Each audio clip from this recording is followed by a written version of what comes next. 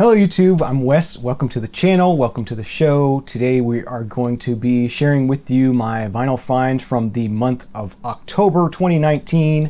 Hope you're all doing well, having a great day, a great night. These are my vinyl finds from October that weren't from the Milwaukee Haul and weren't from the record show. So yeah, quite a lot of vinyl in October for me. There was even the library sale that I normally go to. It happened in October, and I actually did not go to it because I bought enough vinyl for the month, and I don't need to shop anymore. So I decided to let other people have at it and enjoy the library sale. So we'll do that one again in the springtime, and I'll maybe go to that one. Hopefully I'll be in a better position to do that. But yeah, just been busy with other things this month and didn't need to buy any more vinyl. So let's go ahead and get into these. These are the records I bought that weren't that I didn't find in Milwaukee and didn't come from the record show. So we'll start this off. I've been recently reading a book titled David Bowie Made Me Gay, 100 Years of LGBT Music, documenting queer music from the teens all the way up to today. Really interesting book, really enjoyable. I've been learning a lot. One of the artists I learned about while reading this book was an artist called Patrick Haggerty, otherwise known as Lavender Country. So this is widely known as the first queer country album from 1973 was when this was originally released. Yeah, kind of in your face. Patrick grew up loving country, grew up sort of as a country artist would have grown up, sort of rough and tumble life, and had those same experiences that a country artist would have had and what they would have sung about. He just happened to be gay, and so he made his album gay. I mean, he does some pretty in-your-face gay stuff here. Really interesting historical piece, really good music. There is a short documentary, which I'll try to link up down below in case you're curious about this artist. Yeah, just really cool to discover this through the book there, and this has been reissued recently. I think this was reissued in 2016 or so on the Paradise of Bachelors label. And they do include a very nice, well laid out book here with photos and history and stuff, all about Patrick and the group and whatnot. And this was kind of one of those things. I think Patrick in the documentary says they only pressed like 100 versions of this album, or 100 copies originally. So it was very obscure. So it's really cool to get this reissued and hear this. And pressing itself, the reissue, as I said, the originals, there were only 100 made, and there's probably less than that in the world now. Done at Rainbow. This reissue is pressed at Rainbow Records, so not super high quality, but good enough, and it's a decent pressing. Next up, we'll talk about the Vinyl Me Please album of the month, and they did a reissue of the Flaming Lips, the Soft Bulletin, and it comes with a cool lenticular.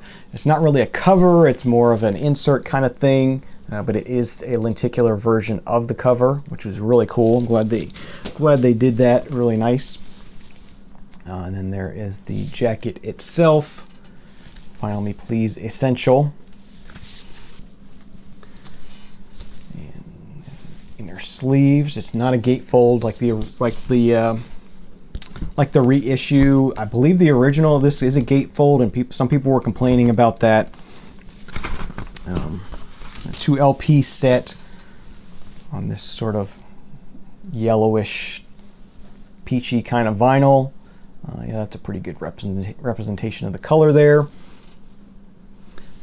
Mastered by Ryan Smith at Sterling Sound. It's definitely a different mastering than the reissue I had previously. This one sounds, in my opinion, a lot better. It's a lot clearer, a lot more, it seems like it has more dynamic range to it. Definitely a noticeable sound increase on this over the sort of reissue that's been done in the past 5 or 6 years, I would say. I don't know exactly when that one was done, but yeah, really nice sounding copy. So if you don't have this album and you're looking for something new, maybe you'll find somebody who's selling theirs online. Maybe they're not a Flaming Lips fan, but I definitely recommend this Vinyl Me Please reissue of it. The art print of the month is done by Wayne Coyne of the band. So there is that. And then the second LP there. And again, sort of that peachy yellow vinyl. So that was the Vinyl Me Please album of the month, and I was really glad to get that. Even though, as I said, I do have a modern pressing of that. It was cool to get this sort of unique pressing of it, and it, as I said, it sounds better than the one I had. So, really nice upgrade there. And I guess this last little stack here, I think that's all I have left here, are from the dollar bin at Arrow's Aim Records, which I'm glad to be able to say that, because for a while there, the dollar bin at Arrow's Aim Records was a $2 bin, and it was less fun. I like dollar bins, and you know, I just think every record store should have a dollar bin. You know, you can walk in with a $5 bill and get 5 records, or $10 bill and get 10 records. I like knowing that, and you know, $2 bins are all right, but I like a dollar bin. So, first thing I picked up there is the album by Iron Butterfly titled Heavy, which this one's pretty common, but for some reason I just hadn't found one before. So it was really nice to be able to find this and pick it up. So grab that for $1. This next one is a compilation from the artist Tomita titled Spacewalk. I guess done around the time of the space shuttle here. Let me see what year this was done, if it even gives a year. Yeah, there's no way I can read that without a magnifying glass, but yeah, I'm guessing they did this sort of around the time the space shuttle sort of came to be, and capitalize on that and get some Tomita music back in the world. So just a nice compilation. Grabbed that. Here's a really cool one, Vangelis, China. Nice Vangelis album I didn't have before. Picked up a couple more John Anderson LPs. As I said, we saw him earlier this year at the Florida Folk Festival. He's from the Central Florida area. So picked up this one I didn't have before. This is Eye of a Hurricane. What year was this one released? 1984 is the year on this one.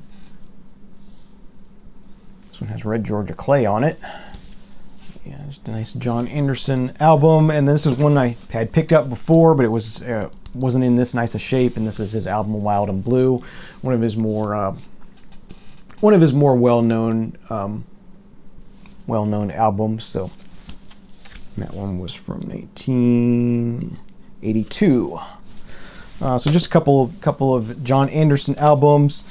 This next one was a cool find, as I've said on my record show video, that I've been looking for Larry Coryell lately.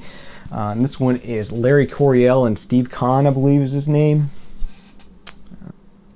Yeah, Steve Kahn. This also has Wayne Shorter, Bobby Hutcherson, Chick Corea. Some good artists on here. So, yeah, haven't had a chance to spin this or listen to it yet, but I want to hear as much Larry Coryell as I can, so I thought I'd give that a try for $1. No problem there. And then lastly, we got Renaissance in the Beginning. Always game to pick up a Renaissance album and give it a try, so this is one I don't think I had before. So yeah, those were my pickups from October that weren't from the record show or from Milwaukee. So I hope you enjoyed this short but good little stack of records. Thank you all for watching. Hope you're having a great day, great night, having a great month, great fall, whatever it is. Hope it's all great. Anyway, remember, there is no bad music, only music you don't like. See you next time. Cheers.